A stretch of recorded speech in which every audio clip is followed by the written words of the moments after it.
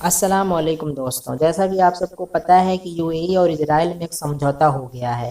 اس سمجھوتے کے تحت اب اسرائیل اور یو اے ای آپس میں سفارتی خانے ایک دوسرے کے ملکوں میں کھولیں گے۔ امریکہ کے پریزیڈنٹ ڈونلڈ ٹرمپ نے ٹویٹ کرتے ہوئے کہا ہے کہ آج ایک ایتہاسک دن ہے، دو عظیم ملکوں کی عظیم جنتا کے لیے یہ فائدہ مند ہوگا، یہ ایک بریک تھرو ہے۔ اسی طریقے کا ٹویٹ کرتے ہوئے اسرائیل کے پردھان منتری نے بھی اسے ایک ایتہاسک دن بتایا۔ محمد بن زید جو کہ ابوظہبی کے ولی عہد ہیں، انہوں نے بھی ٹویٹ کرتے ہوئے کہا ہے کہ اب اسرائیل فلسطین کے ویسٹ بینک کے حصے پر قبضہ نہیں کرے گا اور اس نے اپنے منصوبے کو روک دیا ہے۔ فلسطین نے بہت زبردست الفاظوں میں یو اے ای کی مذمت کری ہے اور اپنا سارا رشتہ اس سے ختم کرنے کا اعلان کر دیا۔ ایران نے بھی یو اے ای کی مذمت کرتے ہوئے کہا ہے کہ یو اے ای نے مسلمانوں کے پیٹھ میں چھرا بھونپا ہے، اور اسی طریقے کے الفاظ ترکی نے بھی یو اے ای کے لیے استعمال کیے ہیں۔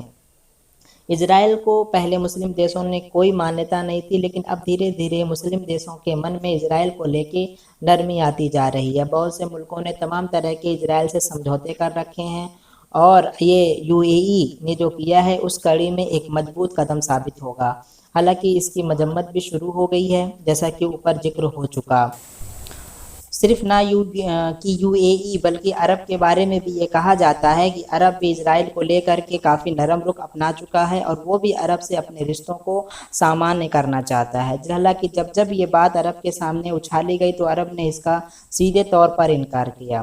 یہ سمجھوتا جو ہوا ہے، اس سمجھوتے کی جو مین باتیں ہیں وہ آپ کو بتا دینا یہاں ضروری ہے۔ تو سب سے پہلے تو بات یہ کہ دونوں ملک ایک دوسرے کو، یو اے ای اور اسرائیل ایک دوسرے کو وفد بھیج سکیں گے۔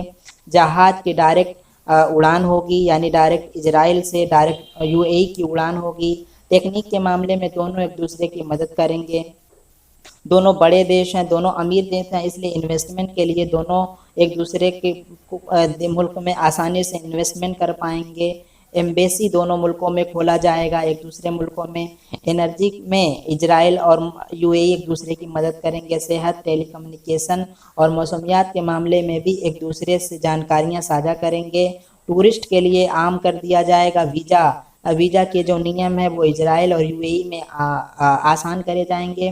ویکسین، کووڈ-19 کی ویکسین بنانے میں دونوں دیش ایک دوسرے کی مدد کریں گے۔ ایک جو بات ہوئی ہے وہ یہ کہ بیت المقدس جو مسلمانوں کا ایک مقدس مقام ہے، وہاں پر مسلمانوں کو جانے کی اجازت دی جائے گی، بلکہ دنیا کے جو دوسرے مذہب کے لوگوں کے لیے وہ مقدس مقام ہے ان سب کو اجازت دی جائے گی۔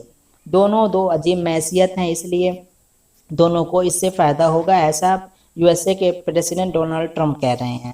اور یہاں پر ایک بات اور مینشن کر دینا لازمی ہے کہ بنیامین نیتنیاہو اسرائیل کے پردھان منتری نے کہا ہے کہ ویسٹ بینک میں جو ان کا قبضہ کرنا، جو ان کا آگے جا کے بستیاں بنانے کا منصوبہ ہے، وہ فی الحال کے لیے روک دیا گیا ہے۔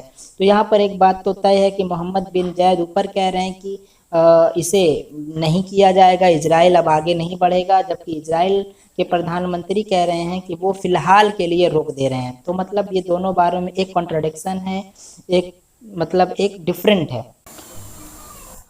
ٹرمپ نے یہ بھی کلیئر کر دیا ہے کہ جو تسلط ہے وہ تو اسرائیل کا ہوگا، اور جو اس کا قبضہ ہے وہ اسرائیل کا ہی مانا جائے گا۔ تو اس میں کیا ہوتا ہے یہ فلسطین کے لیے وہ آگے دیکھنے والی بات ہوگی۔ اس میں ایک بات اور ہے کہ اس جو یو اے ای اور اسرائیل کا سمجھوتا ہوا ہے، اس سے دوسرے ممالک دیشوں کو بھی شامل کرنے کی کوشش کری جائے گی، ایسا پریزیڈنٹ نے کہا ہے۔ اور بھی بہت ساری باتیں اس میں ہوئی ہیں، لیکن دوستوں مقصد تو تھوڑا سا یہ ہے کہ ترکی کے لیے یہ خطرہ بھی ثابت ہو سکتا ہے، کیونکہ فی الحال لیبیا کو لے کر کے اور سیریا کو لے کر کے جو حالات خراب ہیں، ترکی اور یو اے ای میں حالت خراب ہے، دونوں ایک دوسرے کو دھمکی دے چکے ہیں۔ تو اس طریقے سے امریکہ، اسرائیل اور یو اے ای اگر ایک ہو جاتے ہیں تو پھر کہیں نہ کہیں ترکی کے لیے مصیبت کا سبب بن سکتا ہے۔ اب بات یہ ہوتی ہے کہ آگے ہوگا کیا۔ تو دوستوں اسرائیل ایک مضبوط دیش ہے، اس نے اپنی ٹیکنیک اور ٹیکنالوجی اور سائنس کی وجہ سے پوری دنیا کے مسلمانوں کو مجبور کیا ہے کہ وہ اس کی طرف دیکھیں۔ وجہ کیا؟ مسلمانوں نے کبھی ٹیکنیک اور ٹیکنالوجی اور ایجوکیشن کی طرف دھیان نہیں دیا، ساری دقتیں یہی ہے۔ آج یو اے ای پالے میں گیا ہے اسرائیل کے، کل باقی دیش بھی جائیں گے۔ اور یہ بھی UAE کا بھی دقت یہ ہے کہ UAE کی 95% جو ارننگ سورسز ہے، جو کمائی کے راستے ہیں، وہ ٹورزم تھا، لیکن وبا کی وجہ سے یہ بہت حد تک برباد ہو گیا، اور اسے بھی اب آگے اپنے ملک کو چلانے کے لیے ایک ضروری ہے کہ وہ انویسٹمنٹ حاصل کرے اور وہ اسرائیل سے بہترین تعلقات رکھے، جنگ ختم کرے۔ تو یہ ساری باتیں ہیں فی الحال، اور ان ساری باتوں کی وجہ سے UAE اور اسرائیل کے بیچ سمجھوتا ہوا ہے۔ آگے کیا ہوگا کچھ کہہ نہیں سکتے، کس کیا رد عمل ہوتا ہے، تو بہرحال آپ اس کے میں بہتر جانتے ہوں گے۔ تو یہ چھوٹی سی جانکاری تھی، آپ کو ساجھا کر دی گئی ہے، امید ہے یہ آپ کو پسند آئے گی۔ اچھا لگے تو چینل سبسکرائب کریں۔ السلام علیکم۔